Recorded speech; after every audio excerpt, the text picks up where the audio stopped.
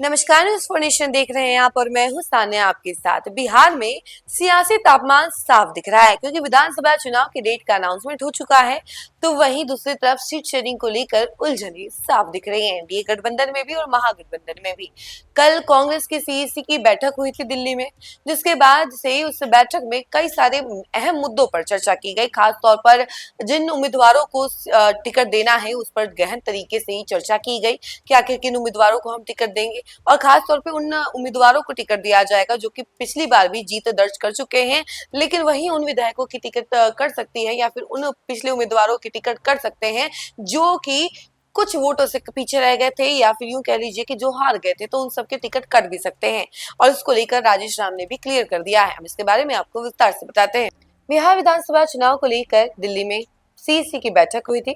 इस बैठक में बिहार की विधानसभा सीटों पर प्रत्याशियों के नामों को लेकर गहराई से विचार विमर्श किया गया।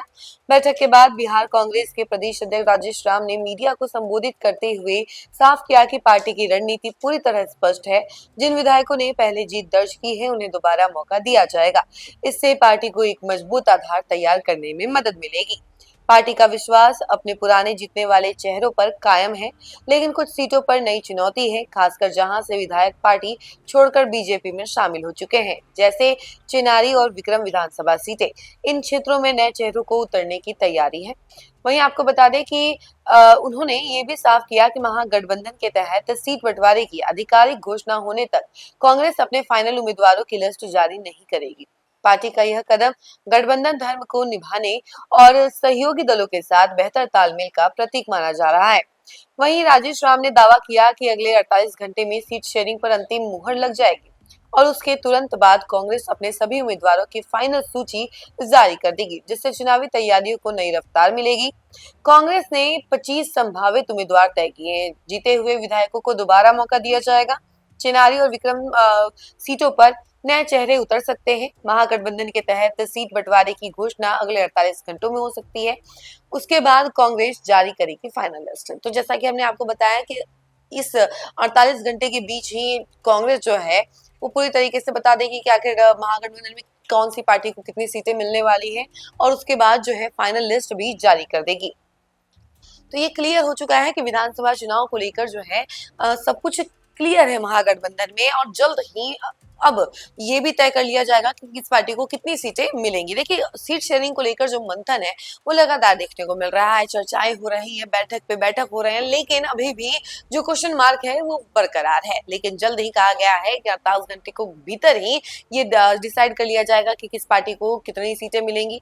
जैसा कि आप लोगों को पता है कि एनडीए खेमे में जहां चिराग पासवान और जीतन राम मांझी की वजह से पेच फंसी हुई है, तो वहीं दूसरी तरफ महागठबंधन में भी मुकेश सहनी पशुपति पारस की वजह से सीट शेयरिंग के मुद्दे में अभी भी क्वेश्चन मार्क लगा हुआ है, क्योंकि जो सीटों की डिमांड है वो पूरी नहीं हो पा रही है और कई सारे क्वेश्चन मार्क जो है लगातार लग रहे हैं। तो वहीं तेजस्वी यादव मुख्यमंत्री चेहरा होंगे या नहीं, अभी भी इस पर ऑफिशियल बयान नहीं आया है, लेकिन कयास यही लगाए जा रहे हैं कि हाँ, एक टाइम पर जो है राहुल गांधी भी इस बात से राजी हो जाएंगे कि तेजस्वी यादव ही मुख्यमंत्री चेहरा होंगे महागठबंधन के। लेकिन क्या कांग्रेस को 70 सीटें मिल पाएंगी जो कि उनकी डिमांड है, ये बड़ा क्वेश्चन मार्क है। और मुकेश सहनी कितना डिमांड कर रहे हैं, वो सभी चीजों को लेकर जो है अभी भी क्वेश्चन मार्क लगा हुआ है। और ये कहा गया है कांग्रेस के द्वारा कि जल्द ही इस पर घोषणा कर दी जाएगी कि आखिर महागठबंधन में किस पार्टी को कितनी सीटें मिलने वाली हैं और उसके बाद जो है कांग्रेस अपनी लिस्ट भी जारी कर देगी उम्मीदवारों की। यानी देखिए, जैसा कि आप लोगों को पता होगा कि कांग्रेस अपनी पूरी तैयारियां लगभग पूरी कर चुकी है। कांग्रेस के कई बड़े नेताओं के बार बार बिहार में दौरा भी हो रहा है, वो अपने प्रेजेंस को स्ट्रॉन्ग करने में लगे हुए हैं और जहां जहां जाते हैं वहां जनसभाएं करते हैं और लोगों से मिलते हैं, अपनी जो रणनीति है उसको स्ट्रॉन्ग करने में लगे हुए हैं, साधने में लगे हुए हैं। युवा वोट बैंक को खास तौर पर उन लोगों ने मेन वोट बैंक माना हुआ है, जिसको लेकर जो है वो युवा तक पहुंचते हैं, सोशल मीडिया का इस्तेमाल कर रहे हैं। तो वहीं आपको बता दें कि कांग्रेस जो है लगातार उम्मीदवारों को लेकर भी पहले तो स्क्रीनिंग कमेटी की बैठक हुई, उम्मीदवारों से एक 1-to-1 बातचीत हुई कि किस उम्मीदवार को देना चाहिए, कौन उम्मीदवार जो है बेटर है और युवाओं को भी मौका दिया जाएगा। इसके अलावा 25 विधायक जो है वो एकदम क्लियर है, यानी कि जो पुराने विधायक हैं उनको फिर से टिकट दिया गया है जो कि जीत दर्ज कर चुके हैं और उसके अलावा जो नए प्रत्याशी है उनको भी मौका दिया जा रहा है। बाकी आपकी क्या राय है, कमेंट सेक्शन में जरूर बताइएगा और देखते रहिए न्यूज़ फॉर नेशन। धन्यवाद।